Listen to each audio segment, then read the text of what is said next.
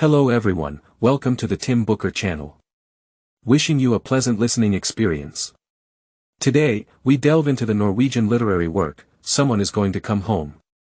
Someone is Going to Come Home marks Jon Fosse's debut collection of dramatic works, earning him the Nobel Prize in Literature in 2023.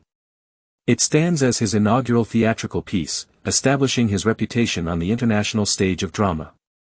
The Swedish Academy announced the Nobel Prize on October 5, 2023, recognizing the 64-year-old Norwegian author for his innovative contributions to drama and prose, giving voice to the unspeakable. Reactions in the literary sphere were mixed. While the award seemed unexpected, it also carried a sense of inevitability. The Nobel Prize tends to favor lesser-known writers, and compared to previous laureates, Fosse has been notably active on the global literary scene. This departure raised eyebrows, especially since the last playwright, Peter Handke, received the award in 2019. However, Fosse had maintained a consistent presence on the informal Nobel radar for over a decade, acknowledged widely for his stature in the realm of theater. He's hailed as the most performed playwright in the world, which might have factored into this recognition.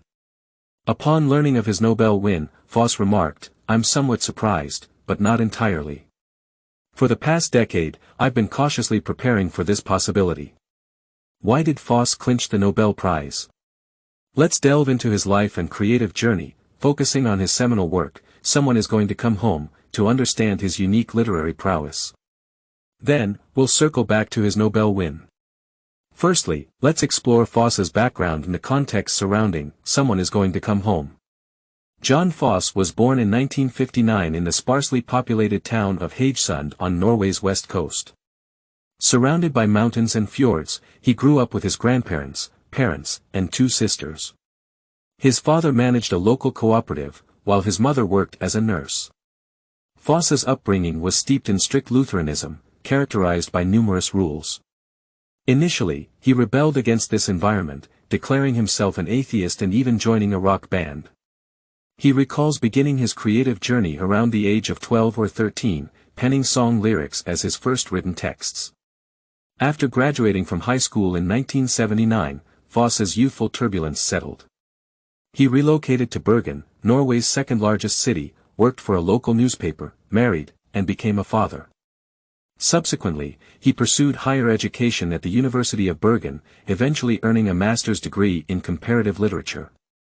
During his academic years, he published an initial set of works, including novels like Melancholy, Red Black, String Guitar, a poetry collection, and an essay collection, showcasing his literary talents.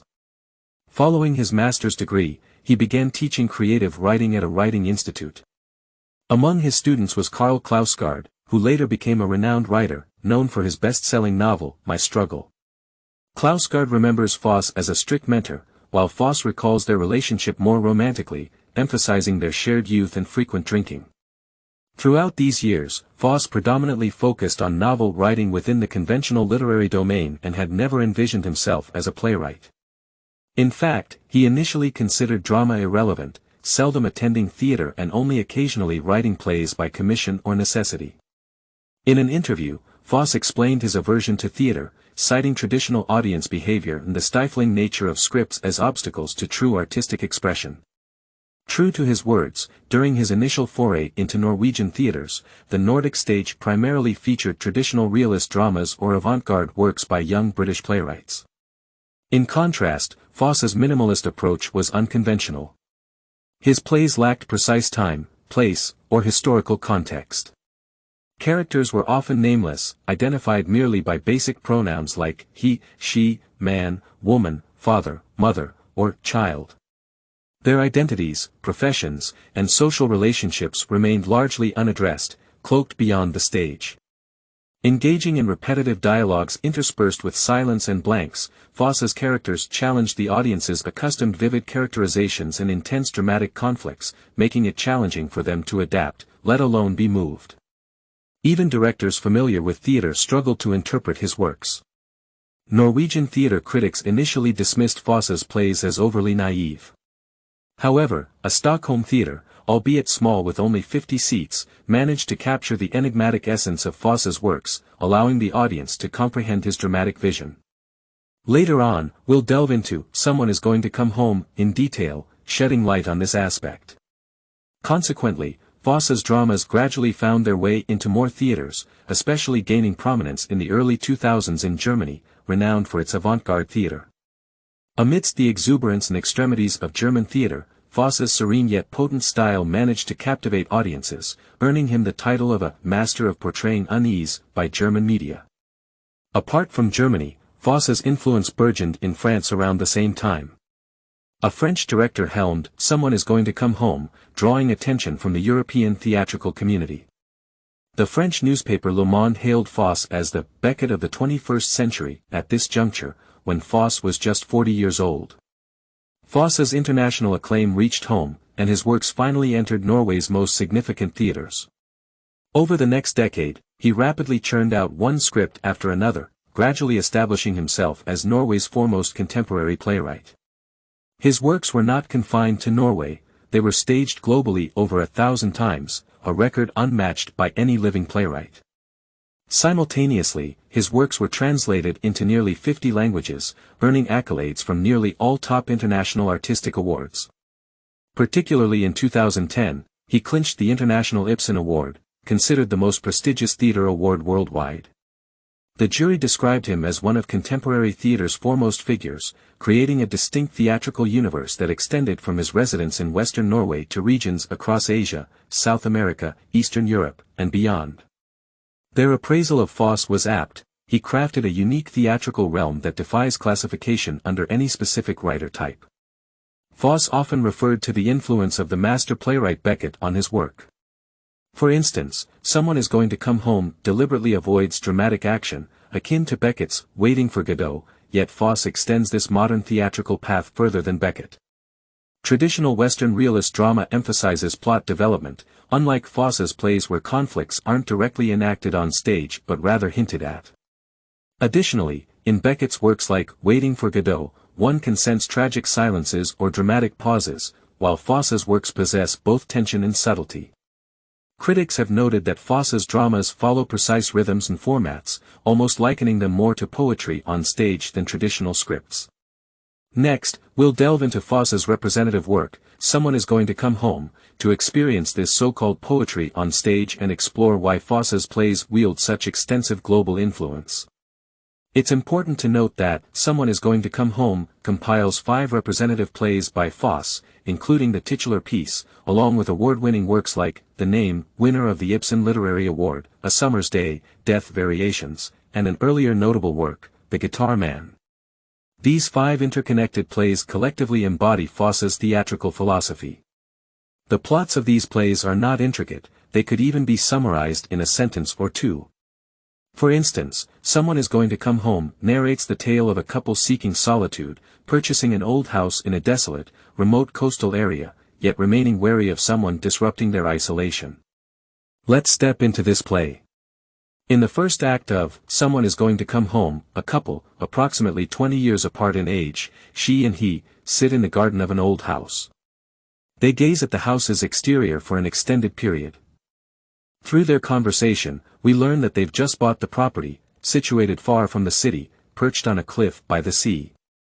Their choice of this remote location is to escape crowds and stay alone together in a place they can call their own. Initially, they chant repeatedly, almost like a song, our own house, a house that belongs to us, a place where no one will come, where we'll stay together, alone. However, soon enough, they begin questioning the feasibility of this setting. The woman believes it's impossible to be completely isolated, someone will eventually come and disrupt their tranquility. The man tries incessantly to reassure her, attempting to convince her that it's just the two of them here, and it's a great place, the home they want to live in. Yet, the woman remains skeptical, insisting that the man secretly desires someone to arrive as well. As they argue, footsteps are heard. The man looks around but sees no one. The woman gets up to investigate and encounters a stranger in the garden. This marks the beginning of the second act. It turns out the person is the previous owner of the house, visiting to see his old home and meet the new owners. He engages in conversation with the woman, recounting that this was his grandparents' house where he grew up. He currently lives nearby and suggests maintaining a relationship with them in the future. The man, witnessing this interaction, becomes increasingly distressed. This time, it's he who repetitively asserts, "Someone will always come." The woman attempts to calm him, proposing they explore the inside of the house together to regain their confidence. This couple embodies typical characters in Fosse's plays, occupying the same space, repeating similar dialogues, subtly masking inner turmoil through slight variations in their words. As Fosse remarked, "I write about relationships between people, their spatiality, not just the visible space and what's in it but also the unseen, the things that cannot be assigned to that space." In this nameless space Fosse creates, the interactions between these two characters hint at an unusually sensitive relationship. While their destinies seem tightly linked, both are essentially lost individuals navigating their solitary worlds. In the subsequent third and fourth acts, Fosse's utilization of space becomes more pronounced. The man and woman slowly tour the kitchen, living room, and bedroom of the house, attempting to regain their confidence to stay alone together. Yet, the notion of someone intruding persists. First, there are continuous knocks on the door, followed by the man and woman glimpsing the previous owner back in the garden. They quarrel, the man accuses the woman of enticing him and inviting him over. Meanwhile, the previous owner continues knocking outside. Eventually, they decide to open the door and let him in. In the following scene, the previous owner becomes the primary monologue character. He reminisces about his time in the house, recollects his grandparents, leaves his phone number, and tells the woman she can call him. The final two acts seem to return to the starting point. The man accuses the woman of accepting the note left by the previous owner with his phone number. The woman fails to convince him and leaves the house. The man follows, repeatedly pacing in the garden, trying to convince himself that the woman will return soon. He hopes that this way, they can always stay alone together, indefinitely. Alone, together. When it comes to Fosse's plays, we have to highlight a crucial element: pauses or, let's say, silence. In Fosse's text, what remains unspoken is often more important than what's uttered. From a writing perspective, his word choice is remarkably limited, rarely employing punctuation beyond line breaks. Later, Fosse recalled this writing experience, saying it was his first attempt at such a work, which unexpectedly became the defining style for him. He completed the entire script of "Someone is Going to Come Home" in just 4 or 5 days, without any predetermined premise. In his words, the work naturally flowed from his pen. Yet, behind this seemingly casual creative process, the author maintained strict control over the text. He always emphasized that each play is a whole, where every part must be precisely calibrated, even a pause is crucial. Fosse compared novels and dramas, stating that while novels are confined to words, dramas can use pauses, silences, and stillness. Even if we read the script without watching the play, we can sense this. Fosse's intention was to make us contemplate, when removed from the city, technology, and everything that dominates modern societal relationships, we are forced to confront our most authentic selves. This, essentially, is a reflection on modernity, a theme explored by many contemporary philosophers, artists, and writers. These traits become even more evident in Fosse's play, The Name, another standout work in Fosse's Someone is Going to Come Home theatrical collection. The Name follows the story of a young unmarried couple expecting a child, facing apparent financial difficulties and returning to the girl's parents' home, perhaps seeking family assistance. At the play's outset, the pregnant girl sits alone in her parents' living room, with her boyfriend, sister, father, and mother gradually entering the house. Similar to Someone is Going to Come Home, this time, it's an old house perched on a cliff by the sea. They exchange ordinary pleasantries, inquire about absent family members and town folks, including the girl's ex-boyfriend. Their dialogues are simple but subtly reveal dissatisfaction with each other. Whether between spouses, mother-daughter, women, or lovers, there's an underlying tension, persistent and unshakable. This is a family incapable of normal communication, often lapsing into silence. The sister always suggests, "Let's play cards, change this doing-nothing situation." But there's no response. When the girl and the boy are alone in a room, trying to decide on a name for the unborn child, they first argue about whether it's necessary to name the child before its birth and then about which elder's name to use. Back in the living room, the father, who just learned about his daughter's pregnancy, makes a few remarks about the boyfriend, then discreetly offers some financial aid to his daughter. She appears somewhat embarrassed by her father's gesture, and the boyfriend feels unwelcome and becomes more withdrawn. At this point, the sister barges in with the girl's ex-boyfriend, and the relationships among these four young individuals start shifting constantly, eventually concluding in this uncertain atmosphere. The other two scripts within this theatrical collection, A Summer's Day and Death Variations, delve deeper into a more profound theme, the impact of someone's departure on their friends and family. This still revolves around contemplating the essence of human existence in modern society. In A Summer's Day, the husband suddenly leaves home one day without warning, never to return. His wife stands by the window day after day, gazing at the sea where her husband vanished, unable to rid herself of memories. In Death Variations, a couple's daughter is consumed by the sea. Her departure forces these emotionally detached women to face each other again, attempting to find answers to this tragedy within memories and the past, but ultimately to no avail. After reading Someone is Going to Come Home, you'd notice that the recurring themes of isolation and loneliness seemingly revolve around the same man and woman. The sea, cliffs, rainy nights, and isolated old houses are repeated elements in Fosse's plays, referencing numerous challenges of modern society like unemployment, loneliness, broken families, elderly people left behind, young individuals unable to integrate into city life, and the pursuit of meaning in modern life. During his student days, Fosse studied existentialist philosophy, and his writings often reveal contemplations about the essence of human existence.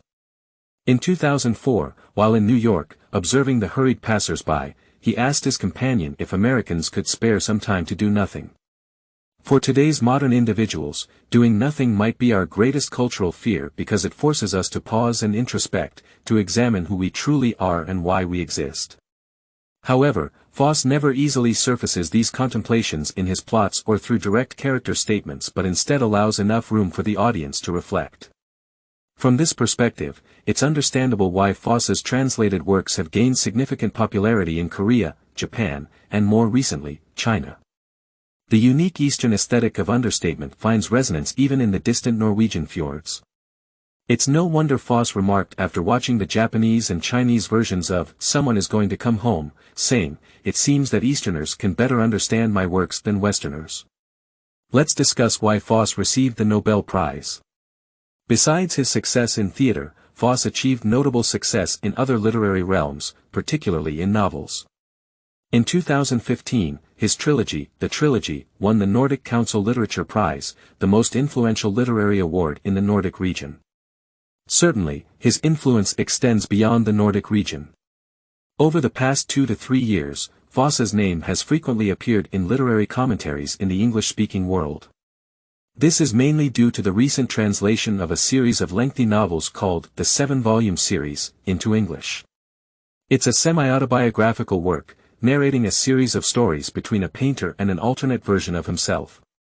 These stories occur over the 7 days leading up to Christmas, hence the novel's division into 7 parts, thus the name, the 7-volume series. One particularity of this novel is that within its 1,000-plus pages, there isn't a single period, paragraphs are only segmented by dialogue. Through these dialogues, Fosse summarizes and revisits a significant theme in his career. In 2020, the complete English translation of the 7-volume series was published, and its final volume, A New Name, made it to the shortlist of the International Booker Prize that same year. The Booker Prize stands as the pinnacle award in the English-speaking world of novels. Earlier, the first volume of the 7-volume series, titled Another Name, was longlisted for the Booker Prize in 2020.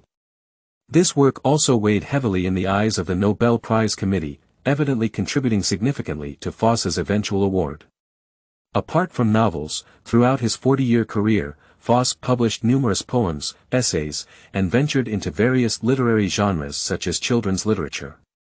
In recent years, he has increasingly delved into literary translation, translating works by Kafka and even several ancient Greek dramas. However, to understand why Fosse received the Nobel Prize, beyond his plays and novels, his outstanding contributions to literary language must be acknowledged. In Norway, Fosse is a household name. His works consistently break through the dominance of Nordic noir crime novels in bookstores, often topping the bestseller charts. The main street of Oslo, Norway's capital, showcases adaptations of his literary works.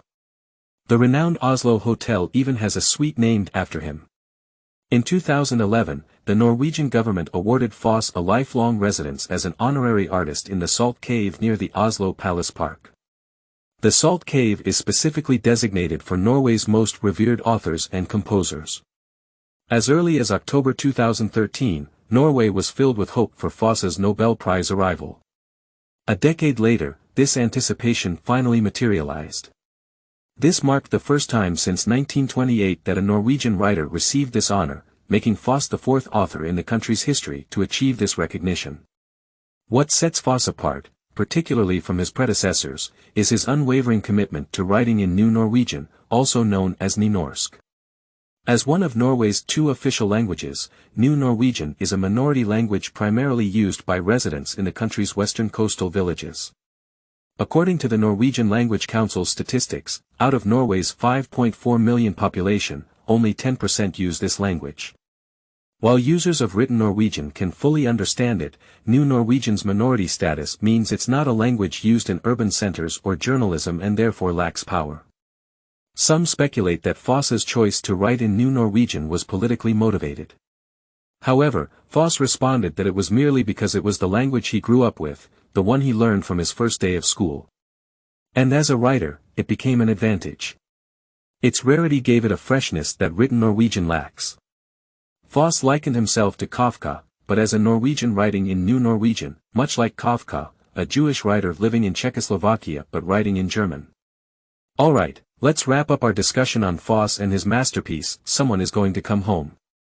To summarize, when speaking about this Nobel laureate, you might not need to read all of his works. However, when discussing Fosse in the future, here are some key points you can mention. Someone is Going to Come Home is an early collection of plays by Jon Fosse, the 2023 Nobel Prize winner in literature from Norway. The titular piece marks his debut in the international theatre scene, establishing his reputation. Fosse stands as Norway's preeminent contemporary playwright and one of the most performed dramatists globally. His works have been translated into nearly 50 languages and earned prestigious international arts awards, including the esteemed International Ibsen Award. His plays possess distinctive characteristics. They are written in New Norwegian, a minority language among Norway's official languages. Often presented in minimalist forms, they lack dramatic turns, featuring minimal dialogue and action. Fosse innovatively employs repetition and pauses, creating a unique unnamed space, prompting audiences to contemplate the most fundamental aspects of human existence. Beneath the surface's combing and suppression lies a fresh perspective on viewing the world. Now, a few more words about Fosse. Despite receiving numerous accolades, after over a decade in the theater, he felt overwhelmed. The constant travel, attending premieres, interviews, and only being able to focus on writing during summers took a toll. He turned to alcohol, prioritized family life, ceased creating new plays, and turned to the domain of novels. Contrary to short, high-intensity plays, in what he refers to as slow prose novels, language flows in a rather serene manner, merging the past and future into an extended present. Fosse once mentioned that perhaps his essence and core as a writer are best conveyed through his poetry. However, despite his Nobel recognition, his poetry remains relatively unknown both in Norway and abroad, with few translations. On October 31, 2023, his novel, A Flash of Light, will be published, marking his first new work after receiving the award. There's a notion that Nobel Prize winners might struggle to produce good work post-award. Curious about his new work? Keep an eye out for A Flash of Light. Additionally, Fosse hinted in interviews that he has resumed writing plays, aiming to find balance between different genres. Winning the Nobel implies that Fosse's works will soon present themselves in richer forms to readers. Whether watching or reading Fosse's works, across various genres, his voice remains distinct and versatile. Some say Fosse consistently employs life's basic notes to lead readers into a mysterious, uncharted journey and bring back answers that belong uniquely to them. That wraps up our content for today. Congratulations on completing another book. Thank you all for your support and attention. Subscribe to the Tim Booker channel, like, and share this valuable knowledge with friends. Let's combine wisdom and action to achieve our financial goals and create a better future together. Thank you, and goodbye.